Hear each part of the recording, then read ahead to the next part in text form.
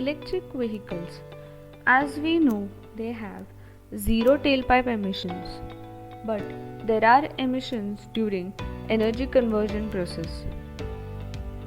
Let us understand and compare emissions from vehicles on basis of well-to-wheel analysis.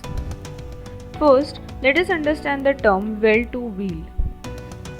The overall energy flow that occurs from the fuel extraction to the ultimate usage in driving vehicles is called well-to-wheel. Example of internal combustion vehicles.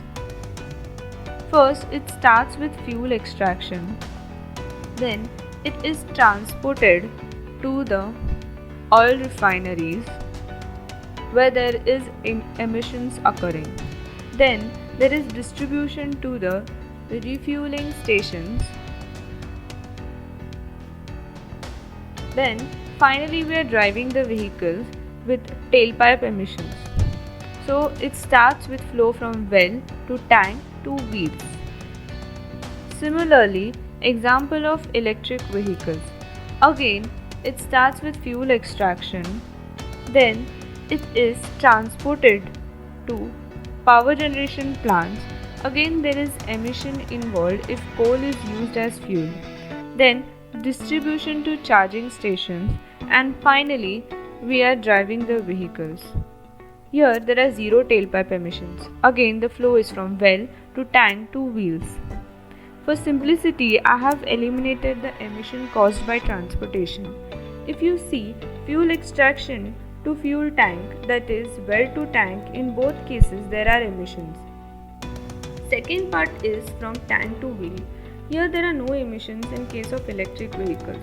The product of well to tank and tank to wheel provides us with well to wheel efficiency.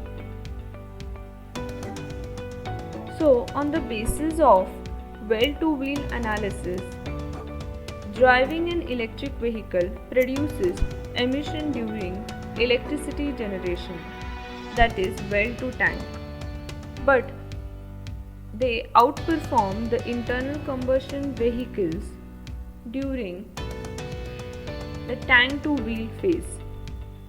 Hence, we can say that electric vehicles offer better performance. Also, using renewable sources of energy for electricity generation improves well to tank performance. Thank you for watching.